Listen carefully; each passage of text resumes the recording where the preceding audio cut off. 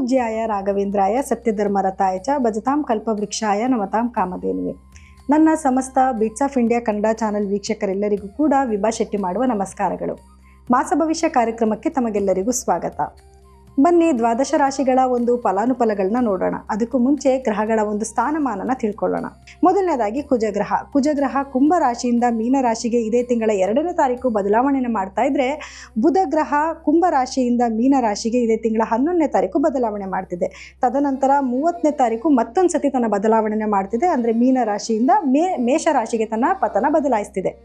ಇನ್ನು ಸೂರ್ಯ ಮೀನ ರಾಶಿಯಿಂದ ಮೇಷ ರಾಶಿಗೆ ಇದೇ ತಿಂಗಳ 14ನೇ ತಾರೀಕು ತನ್ನ ಪತನ ಬದಲಾಯಿಸ್ತಾ ಇದ್ರೆ, ಶುಕ್ರ ಗ್ರಹ ಬಂದು ಮೇಷ ರಾಶಿಯಿಂದ ವೃಷಭ ರಾಶಿಗೆ 19ನೇ ತಾರೀಕು ತನ್ನ ಪತನ ಬದಲಾಯಿಸ್ತಿದೆ. ಸೊ ಹಾಗಿದ್ರೆ ದ್ವಾದಶ ರಾಶಿಗಳ ಮೇಲೆ ಏನೆಲ್ಲ ಫಲಗಳನ್ನ ನೀಡುತ್ತೆ ಅನ್ನೋದ್ರ ಬಗ್ಗೆ ನೋಡೋಣ ಬನ್ನಿ. ಇನ್ನು ಏಪ್ರಿಲ್ ತಿಂಗಳ ವೃಷಭ ರಾಶಿಯವರ ಭವಿಷ್ಯ ಹೇಗಿರುತ್ತೆ ಅಂತ ನೋಡೋದಾದ್ರೆ ನೋಡಿ, ವೃಷಭ ರಾಶಿಯವರಿಗೆ ತುಂಬ ಉತ್ತಮವಾದ ಒಂದು ಸಮಯ. ಮೊದಲಿಂದನೂ ಹೇಳ್ಕೊಂಡು ಬರ್ತಾ ಇದ್ದೀವಿ. ಈ ತಿಂಗಳಲ್ಲೂ ಕೂಡ ಉತ್ತಮ ಫಲಗಳನ್ನ ನೀವು ನೋಡಬಹುದು. ನೋಡಿ, ಮೊದಲನೇದಾಗಿ ನಿಮ್ಮ ರಾಶ್ಯಾಧಿಪತಿ ಆಗಿರುವಂತಹ ಶುಕ್ರ 12ನೇ ಮನೇಲಿ ಸಂಚಾರ ಮಾಡ್ತಿದ್ದಾನೆ. ಆದರೆ 19ನೇ ತಾರೀಕಿನ ನಂತರ ನಿಮ್ಮ ರಾಶಿಗೆ ಬಂದಾದ್ಮೇಲೆ ತುಂಬ ಉತ್ತಮವಾದ ಫಲಗಳನ್ನ ನೀವು ನೋಡಬಹುದು. 12ನೇ ಮನೇಲಿ ಇರೋವರೆಗೂ ಅಧಿಕವಾದ ಖರ್ಚು ಜಾಸ್ತಿ ಆಗುತ್ತೆ. ಹೆಣ್ಮಕ್ಳಿಗೆ ಯುಟ್ರಸ್ ಪ್ರಾಬ್ಲಮ್ ಬರುವಂಥದ್ದು, ಗಂಡು ಮಕ್ಕಳಿಗೆ ಗುಪ್ತಾಂಗಗಳಲ್ಲಿ ಸಮಸ್ಯೆಗಳು ಬರೋ ಸಾಧ್ಯತೆಗಳು ಜಾಸ್ತಿನೇ ಇರುತ್ತೆ. ಜೊತೆಗೆ ನೀವೇನಾದರೂ ಗ್ಲಾಮರ್ ವರ್ಲ್ಡಲ್ಲಿದ್ದರೆ ಅಥವಾ ಆ್ಯಕ್ಟರ್ಸ್ ಆಗಿದ್ದರೆ ಅವರೆಲ್ಲರಿಗೂ ಕೂಡ ಸ್ವಲ್ಪ ದಿವಸಗಳ ಕಾಲ ಖರ್ಚು ಜಾಸ್ತಿ ಇರುತ್ತೆ, ಅಥವಾ ವಿದೇಶ ಪ್ರಯಾಣ ಮಾಡುವಂಥ ಒಂದು ಪ್ರಸಂಗ ಕೂಡ ಬರುತ್ತೆ. ಆದರೆ ಶುಕ್ರ ನಿಮ್ಮ ರಾಶಿಗೆ ಬಂದ ನಂತರ ಖಂಡಿತವಾಗ್ಲೂ ಉತ್ತಮವಾದ ಫಲಗಳನ್ನ ನೋಡೋದು, ಒಳ್ಳೊಳ್ಳೆ ಅವಕಾಶಗಳು ನಿಮ್ಮನ್ನು ನೋಡ್ಕೊಂಡು ಬರುವಂಥದ್ದು, ಹಣಕಾಸಿನಲ್ಲಿ ಅಭಿವೃದ್ಧಿ ಚೆನ್ನಾಗಾಗುವಂಥದ್ದು ಒಂದು ಉತ್ತಮವಾದ ಸಮಯ ಅಲ್ವಾ. ಯಾಕೆಂದರೆ ನೋಡಿ, 2ನೇ ಮನೆಯಲ್ಲಿ ಗುರು ಸಂಚಾರ ಇದೆ, ಹಣಕಾಸಿನ ಅಭಿವೃದ್ಧಿ ತುಂಬ ಚೆನ್ನಾಗಾಗ್ತಾ ಇದೆ.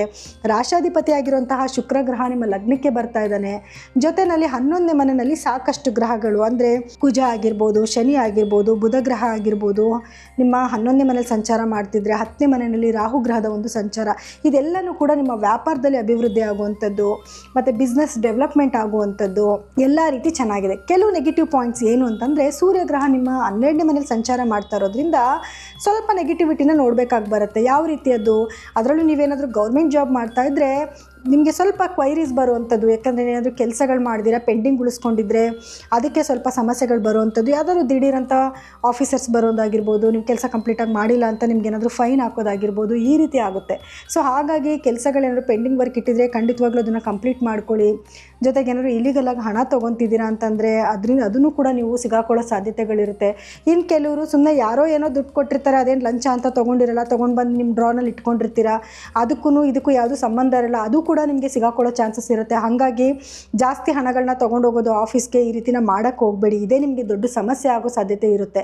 ಹಾಗೆ ಗೌರ್ಮೆಂಟಿಗೆ ಸಂಬಂಧಪಟ್ಟಿದ್ದು ಏನೇ ಕೆಲಸಗಳಾಗಿರ್ಬೋದು ಅದರಲ್ಲಿ ಸ್ವಲ್ಪ ಹಿನ್ನಡೆ ಆಗುತ್ತೆ. ಸೂರ್ಯನ ಬದಲಾವಣೆಯ ನಂತರ ಅಷ್ಟೇ ನೀವು ಒಳಿತಿನ ನೋಡಬಹುದು. ಅಂದರೆ ಸೂರ್ಯ 11ನೇ ಮನೆಯಲ್ಲಿ ನಿಮಗೆ ಇರೋ ತನಕ ಯಾವುದೇ ಸಮಸ್ಯೆಗಳಿಲ್ಲ, ಉತ್ತಮವಾದ ಫಲಗಳನ್ನ ನೋಡ್ತಿರ್ತೀರ. ಆದರೆ 14ನೇ ತಾರೀಕು ನಂತರ ಖಂಡಿತವಾಗ್ಲೂ ನೀವು ತುಂಬ ಕೇರ್ಫುಲ್ ಆಗಿರಬೇಕಾಗುತ್ತೆ. ಅದು ಸೂರ್ಯ ತನ್ನ ಉಚ್ಚ ರಾಶಿಗೆ ಬರ್ತಾ ಇದ್ದಾನೆ. ಸೊ ಹಾಗಾಗಿ ನಿಮಗೆ ಅದು ನೆಗೆಟಿವಿಟಿ ಆಗ್ತಿದೆ, ಬಿಕಾಸ್ ನಿಮಗೆ 12ನೇ ಮನೆಯಲ್ಲಿ ಅವನ ಸಂಚಾರ ಇರೋದ್ರಿಂದ. ಇನ್ನು ಕೇತುವಿನ ಸಂಚಾರದಿಂದ ತಾಯಿ ಆರೋಗ್ಯಕ್ಕೆ ಅಷ್ಟು ಒಳ್ಳೆಯದಲ್ಲ, ಸ್ವಲ್ಪ ನೆಗೆಟಿವಿಟಿ ಆಗ್ತಾ ಇರುತ್ತೆ. ಅಂದರೆ ಅವರ ಆರೋಗ್ಯದಲ್ಲಿ ಏರುಪೇರಾಗೋದು, ಮೂಳೆಗೆ ಸಂಬಂಧಪಟ್ಟಿರೋ ಕೆಲವು ಸಮಸ್ಯೆಗಳನ್ನ ಅವ್ರು ಎದುರಿಸಬೇಕಾಗುತ್ತೆ, ಅಥವಾ ಡೆಂಟಲ್ ಪ್ರಾಬ್ಲಮ್ಸ್ ಬರೋದು ಕೂಡ ಆಗುತ್ತೆ. ಜೊತೆಗೆ ಭೂಮಿಗೆ ಸಂಬಂಧಪಟ್ಟಿದ್ದೇನಾದರೂ ವ್ಯವಹಾರಗಳನ್ನ ಮಾಡ್ತಿದ್ರೆ ಅದರಲ್ಲಿ ಕೆಲವು ತಡೆಗಳು ಬರ್ತಾ ಇರುತ್ತೆ. ಅಂದರೆ ಈಗ ನೀವೇನಾದರೂ ಒಂದು ಹೊಸ ಮನೆ ಖರೀದಿ ಮಾಡಬೇಕು ಅಂತ ಅಂದ್ಕೊಂಡಿದ್ರೆ ತುಂಬ ಲಾಂಗ್ ಟೈಮ್ ತೊಗೊಳ್ಳೋದು, 1-2 ಕಟ್ಟಾಗೋದು, ಅದಾದಮೇಲೆ ನಿಮಗೆ ಉತ್ತಮವಾದ ಫಲಗಳು ಸಿಗೋದು, ಈ ರೀತಿ ಆಗ್ತಾ ಇರುತ್ತೆ.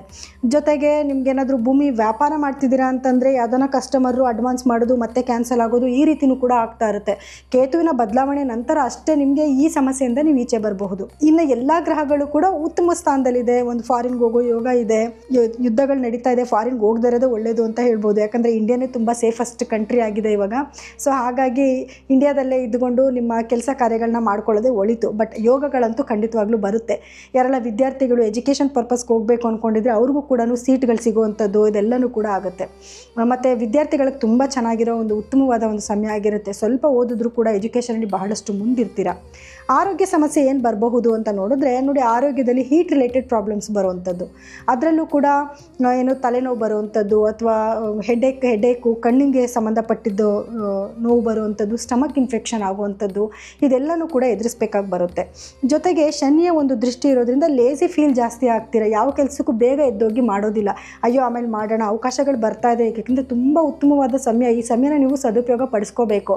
ಆದರೆ ಸಮ್ಟೈಮ್ಸ್ ಏನಾಗುತ್ತೆ, ನಿಮ್ಗೆ ಅವಕಾಶಗಳು ಒಂದು ಕಡೆ ಬರ್ತಾ ಇರುತ್ತೆ, ಇನ್ನೊಂದು ಕಡೆ ಲೇಸಿ ಫೀಲ್ ಆಗ್ತೀರ, ಅಯ್ಯೋ ಇವತ್ತು ಹೋಗೋಣ, ಅಯ್ಯೋ ನಾಳೆ ಹೋಗೋಣ ಬಿಡು ಅಂತ ಅಂದ್ಕೊಂಡು ಅದರಿಂದನೇ ಕೆಲವು ಬರೋ ಆಪರ್ಚುನಿಟೀಸ್ನ ನೀವು ತಪ್ಪಿಸ್ಕೊತಾ ಇರ್ತೀರ. ಸೊ ಹಾಗಾಗಿ ಬರೋ ಆಪರ್ಚುನಿಟೀಸ್ನ ನೀವು ಈ ಟೈಮ್ನಲ್ಲಿ ಸದುಪಯೋಗ ಪಡಿಸ್ಕೊಂಡು ಉಪಯೋಗ ಮಾಡ್ಕೊಳ್ಳಿ, ಇದರಿಂದ ಎಲ್ಲ ಕೂಡ ಒಳ್ಳೆಯದಾಗುತ್ತೆ. ಸೊ ಓವರಾಲ್ ಆಗಿ ನೋಡಿದ್ರೆ ವೃಷಭ ರಾಶಿಯವರಿಗೆ ಎಲ್ಲ ರೀತಿಯಿಂದ ಒಳಿತಾಗಿರುತ್ತೆ. ಯಾಕಂದರೆ ನಿಮಗೆ ಗುರುಬಲ ಇರೋದ್ರಿಂದ ಮದುವೆ ಯೋಗ ಕೂಡ ಬಂದಿದೆ.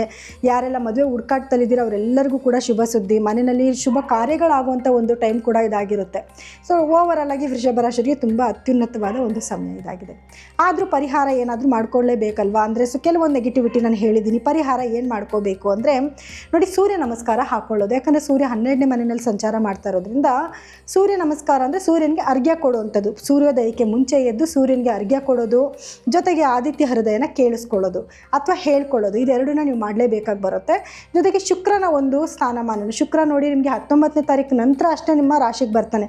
ಅಲ್ಲಿವರೆಗೂ ನಿಮಗೆ 12ನೇ ಮನೆಯಲ್ಲೇ ಇರೋದ್ರಿಂದ 19ನೇ ತಾರೀಕುವರೆಗೂ ಕೂಡ ನೀವು ಯಾವ ಶುಕ್ರವಾರ ಬರುತ್ತೋ ಆ ಶುಕ್ರವಾರ ದಿವಸ ಬಿಳಿಯ ವಸ್ತುಗಳನ್ನ ದಾನ ಮಾಡುವಂಥದ್ದು, ಹಾಲು, ಮೊಸರು, ಸಕ್ಕರೆ ಇಂಥ ವಸ್ತುಗಳನ್ನ ನೀವು ದಾನ ಮಾಡುವಂಥದ್ದು, ಅಂದರೆ ನಿರ್ಗತಿಕರಿಗೆ ದಾನ ಮಾಡುವಂಥದ್ದು.